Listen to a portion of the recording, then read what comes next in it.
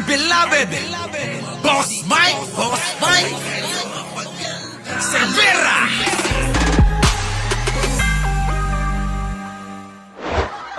Papakita ko na. Siyempre, pakita natin tong gwapo. Alangan naman hindi tayo magpakita ng pangit. Ito na, pangit. Ano yung pinaglalaban mo? Pasok! Ito na nga mga kababayan, pag Sabi ko na nga ba sa inyo? Oy! Oy, Byron, nasan ka? Pa-travel na lang ganyan dapat. Oo. Travel dito, travel doon. Dapat yan ang gawin mo. Ano ba? Dapat sinabi mo, tanggapin ko yung 5 milyon na offer niya. Ay, mamita, may offer, 5 milyon. Tumigil lang, siya kakabati ko sa 2 gunggong. Eto na. Ano yan? Banat-bay. Banat-bay. Ano yan? Sige. Yung pinaglalaban mo, pasok. Oy, Tamura. Ngayon ko lang na-realize yan. Ngayon ko lang na-realize to. Kamukha mo nga si Nora. Nora Honor ang datingan mo. Putik na, baka naman nanay niya. Ayun naman, nanay, kapatid, Oy. Sige, malabo naman kambal. Malabo. Sige, ito na. Pagbigyan ko na. Pasok. ito na nga mga kababayan, pag-usapan lamang po natin ng kapiraso itong dating NPA na ngayon ay congressman na. Ang pangalan niya ay si Paduano. Oy, baka nakalimutan mo, si Digong MPA din yan. Doon siya, mabuhay ang MPA! Alam niyo yun. Di ba? Si Digong, mabuhay ang MPA! Gumaganon-ganon, Ikaw naman Yan ang sinasabi ko sa'yo, dapat pagka nagbigay ka ng mensahe, opinion, pananaw, at sinapubliko mo, dapat walang butas. Kaso parang ilong mo laki ng butas. Tuloy. Ulit. Ito na nga mga kababayan, pag-usapan lamang po natin ng kapiraso itong dating NPA na ngayon ay congressman na. Ang pangalan niya ay si Paduano. Ako, lagot ka kay Madam Eli pag nalaman to. Alam nyo mga kababayan, sa mga hindi nakakaalam, si Madam Eli, tsuhin yun si Paduano. Katali-talino nun. Inaano mo. Tuloy. Kontakin mo, ito ang history po ng NPA. Bakit ganun? Hindi ka ba nag-aahit? Ano yan? Ano yan? Bakit ganyan? Parang kang kambing. Ang galing mo naman, balbas di bagay sa'yo. Mas gwapo ka kapag ka ano. O ano ba to? Labanan ba to ng papangitan? Hindi naman lalo sa pagapuhan, mga kababayan. Kaya mga kababayan, ang labanan ngayon, papangitan na.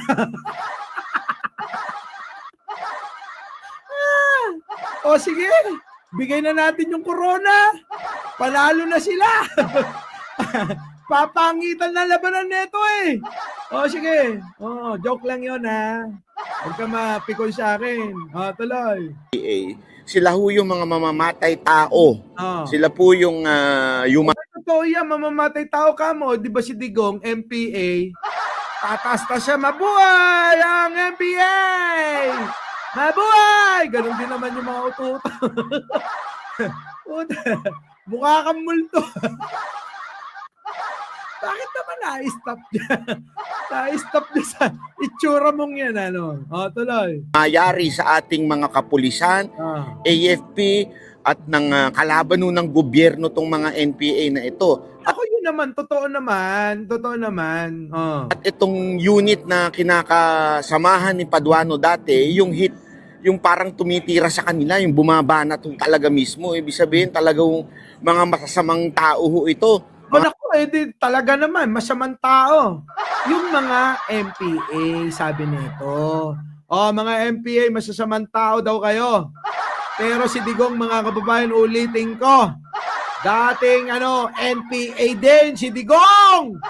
Nakalimutan yata nito Pero mo yung pinagtatanggol niya, nakalimutang NPA din. Dating NPA ano nangyari? Di ba nga puro mga mga komunista yung mga pinaglalagay niya sa kanyang mga gabinete nung panahon ni Digunyo? Alam nyo yan. Oh, tuloy. Rebelde ho ito. Mantakin mo doon dati si Congressman Paduano. Dati, Byron naman eh. Dati. Kung dati, iba na ngayon. Nagbabago ang panahon. Dati, ang gusto ni Mister ay yung mabango. Di ba? Pero mo, ngayon, naghahanap ng mabaho pa sa kanal.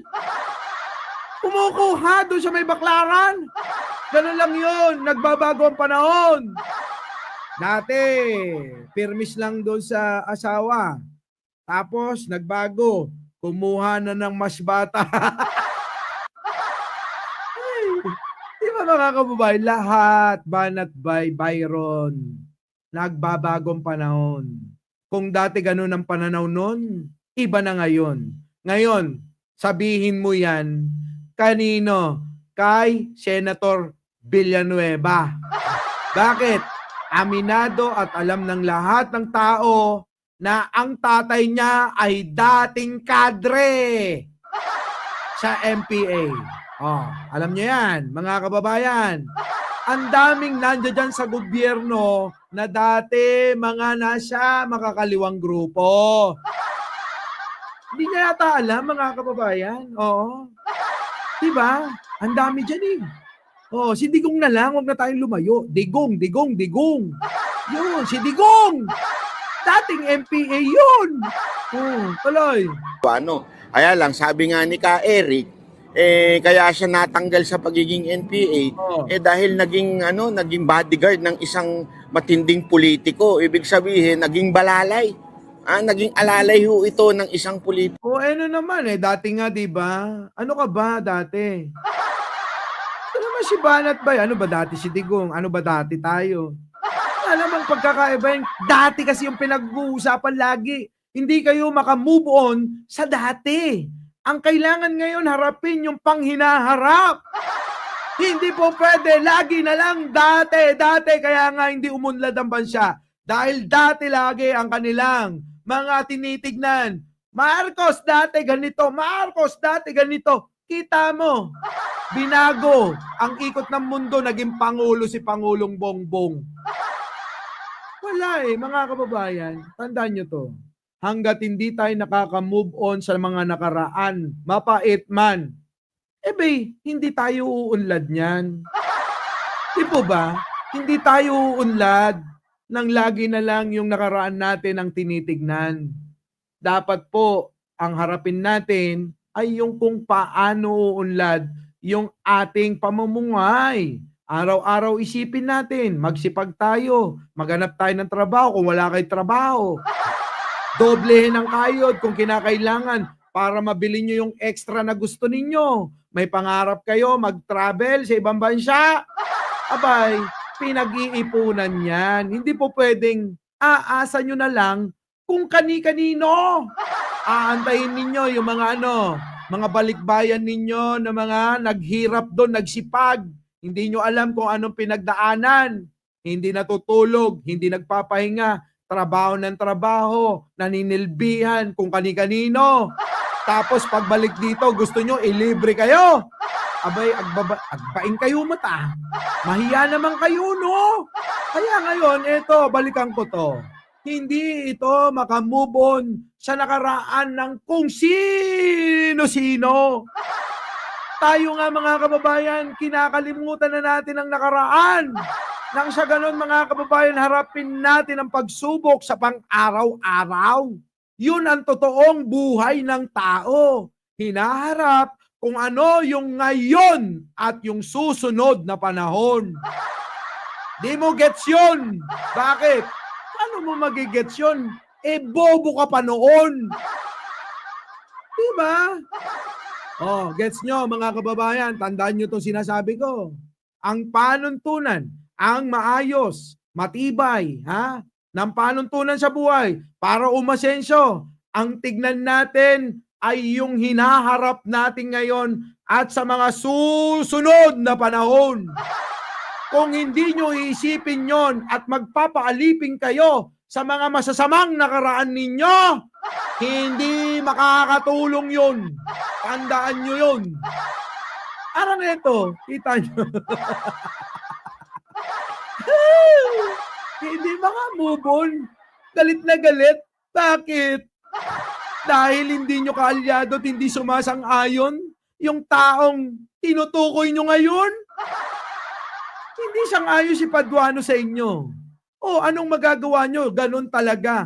Sa buhay ng tao, hindi mawawalan niya ng kritiko. Kahit anong gawin ninyong mabuti, maging magpakasanto man kayo, meron at merong babatikos at kritiko nyo. Ganon.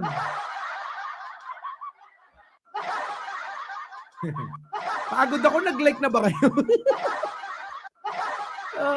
Mag-like na kayo. Sige talay. Nag-secure ng isang politiko, kaya nasipa sa NPA. Mantakin mo. Ay ano naman kung nasipa noon? Mahalaga pa ba yun? Nandiyan dyan na matagal nang nanunungkulan yan ngayon. Ilang termino na't natapos niya na nga yung 3 termino niya bilang congressman. Diba mga kababayan? Bilang congressman natapos na 3 termino, 9 na taon na naglingkod na yan bilang congressman. Puta, ilang taon na ang nakakalipas, di ka pa rin nakaka-move on dyan. Kaya nga ba sabi nila, yung ex mo, hindi ka daw makamove on, kaya hindi ka raw nag-asawa. Pero wala namang koneksyon yon. Dinidikit ko lang kasi baka ganun talaga yung iyong mga opinion at pananaw sa iyong buhay. Di mo ba? Di mo ba? Wala talagang prinsipyo itong mama na ito. Ganun yan si Congressman. Speaking of prinsipyo. Speaking of prinsipyo, usaping prinsipyo. Teka muna, Banat Bay. Di ba dati ka namang pinagtatanggol mo si Pangulong Bongbong? Dati mong inuupakan si Kibuloy noon. Anong nangyari? Bakit biglang humimod ka na ng puwet ngayon? At anong nangyari? Bakit iniwan mo si Pangulong Bongbong? Di ba? Ganon mga kababayan, prinsipyo daw. Ang prinsipyo mga kababayan, dapat nakapirmis ka sa iyong paninindigan. Tulad natin, mga kababayan tayo, abay hanggang dulo. Bakit?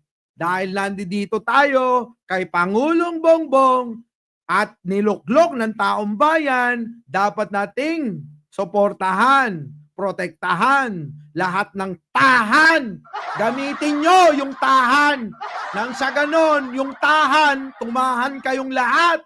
10 nang hanggang sumama pa si Digong. Di ba? Hindi nila alam siguro ibig sabihin ng tahan. Pero mga kababayan, dahil nga ulitin ko lang. Siningit ko lang yun. Binoto natin si Pangulong Bongbong. Pinagkatiwalaan natin para maging Pangulo yon. Ngayon, mga kababayan, at naluklok, ayon sa ating konstitusyon, dapat sumunod tayo sa ating pinuno, sa ating leader. Walang iba kundi sino? Si Pangulong Bongbong. Masama ba yung gawin natin na tayo'y manindigan sa iniluklok ng taong bayan na maging presidente si Pangulong Bongbong? Hindi ho. Yun po yung tama. Dapat pagkatapos ng eleksyon, at kahit na ayaw nyo, keso ayaw nyo, gusto nyo si Pangulo, dapat pinoprotektan natin, sinusuportan natin, nire-respeto natin. Pero etong mga to, mula pa nung eleksyon hanggang sa ngayon, mga kababayan, wala nang iba kundi siraan, bastusin, walang yain ang Pangulo natin. Yan naman ay hindi tayo papayag. Ano lang yun, mga kababayan. Ngayon, isipin ninyo kung sino ngayon ang nasa tuwid at nasa baluktot. Di po ba? Yan lang mga kababayan Sino ang nasa matuwid at sino ang nasa baluktot. Sa ibang bansa, mga kababayan, itong mga pinaggagawa nito, hindi uubra yan. Di ba? Hindi uubra yan. Tuloy. Paduano, kalaban na ng gobyerno dati Okay? Ngayon, nandyan sa loob ng gobyerno at anong ginagawa? Yung mga bayan Isipin mo. Ano? nating kapulisan Hmm. dati na si Expedea. Naku, yan na naman yung sinasabi na putik na yan, ano naman yung PDEA, oo. Hindi naman talaga makasagot. Paano yun? At saka, nasa proseso naman yon. Kung nakikita ng mga kongresista na yung kanilang resource person ay nagsinungaling dahil nanumpa na hindi magsasabi ng tama, ng katotohanan, ngayon nakita nila na nakita nila na nagsinungaling siya, di iko-contempt yan. Bilang regalo na lang at pamasko sa kanya, palilipasin na nga ang Pasko at bagong taon. Ikukulong na lang pagkatapos nun. Di ba? Ang bait pa nga Chief Wilkins, siya pa po yung siya pa po yung ikinulong nitong dati. Mali ka na naman dyan. Hindi pa kinukulong, Banat Bay. Yan ang sinasabi ko, pasisiklabin mo na naman yung mga budhi ng mga taong grasyang kakampi mo. Ulitin ko lang nililigaw kayo nito. Hindi kinulong si Wilkins Villanueva. Bagkos binigyan pa siya ng makatarungang partida. Ano yon? Palilipasin ang Pasko at bagong taon at pagkatapos nun, dun yun ikukulong. Fake news talaga to NPA, mantakin mo. Mga kababayan, papayag ba tayo ng ganire? Ayan na, mga bobo, sama na raw kayo. Papayag daw ba kayo ng ganon? Kita nyo, di ba? Ganon ang tema nito. Kailangan wag kayong pumayag ng mga bobo. Kailangan maniwala kayo rito. At kailangan mag-alsa na naman kayo. Pumunta na naman kayo sa EDSA. Mag-rally kayo. Ipaglaban nyo si Wilkins Villanueva.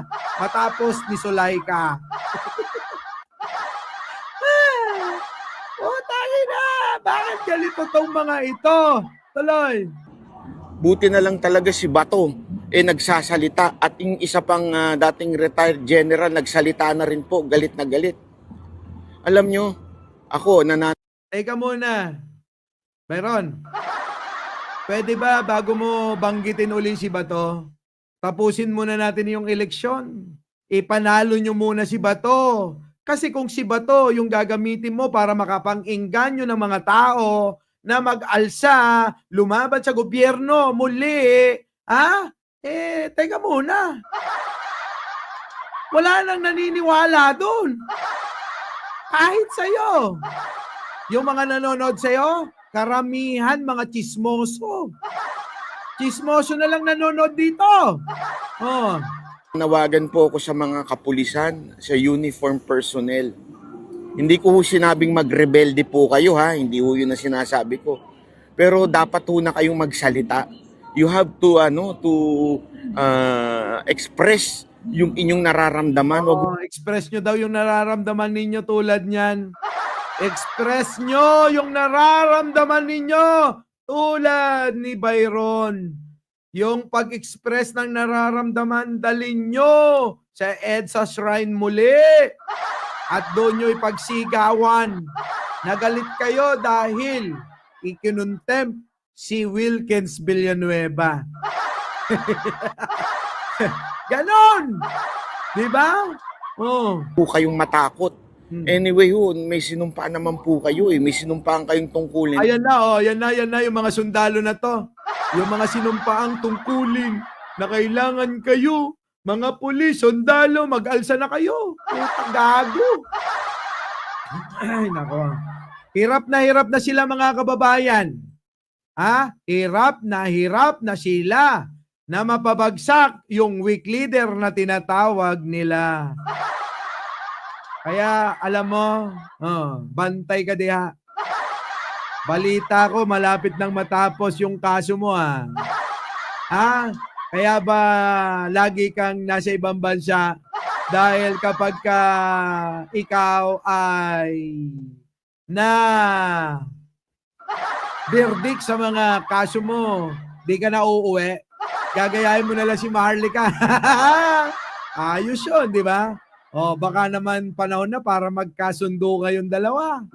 Di ba magkaaway itong dalawa na to, si Maharlika, si Banat Bay? O, nagtatampuan yan. Siguro palakihan, mas lamang si Maharlika kaysa sa kanya. Kaya, galit na galit siya. O, yun yun. Pero mga kababayan, tandaan nyo, wala tong mga patutunguhan. Napoprotektahan nyo ang konstitusyon at ang bawat Pilipino. Magsalita po kayo sa mga ganitong klaseng issue. Hindi na ho ito tama. Nakalaputa talaga. Si Banat ba iniinganyo? Yung mga sundalo, mga pulis? Sino ka? Sino ka? Hindi mo maiinganyo yan, bobo ka. Hindi susunod sa iyo yung mga graduate ng PMA, PNPA. Sa isang tulad mo. Ganon. Anyways. Mga sir, mga ma'am, again hindi ko po kayo na-encourage na magrebelde. Ang sinasabi ko lang, Ay! Oh, mukhang mukhang nadulas siya sa pangiinganyo niya. Kaya niliwanag niya na, hindi ko sinasabing magrebelde kayo. Sedition kasi yan. Barat pa, nakakatuwa ka talaga. salita na po kayo. Dapat na ho nating tutulan ng ginagawa ng mga abusong. Kita mo, ipapahamak mo pa yung mga sundalo at mga pulis sa pinaggagawa mo. Pero hindi ako maniniwala sila sa'yo. Kaya mga kababayan, hanggang dito na lang to. Muli, ako po ang inyong lingkod. Wala nang iba kung hindi ako lang ito. Walang kakwenta-kwentang vlogger nyo. Ang aking intensyon, mapasaya lang kayo. At konting kaalaman at totoong nangyayari sa buhay araw-araw ang gusto kong iparating at ipahatid sa inyong lahat. Muli, ako po, nagsasabi, huwag niyong kakalimutan mag-like, mag-share bago tayo maghiwa-hiwalay. Sa mga hindi pa nakakapag-subscribe, subscribe nyo na yan. Oo, dahil bukas, 177,000 subscriber na tayo. Diba? Muli, ako po ang inyong lingkod, Mike Cervera po, laging nagsasabing mahalin natin ang ating kapwa, pagdasal po natin lagi ang ating bansa. Magandang umaga, magandang hapon at magandang gabi sa mandako ng mundo, naroon kayo. Tandaan nyo, mahal na mahal kayo ng ating Pangulo. Our beloved Boss Mike Cervera.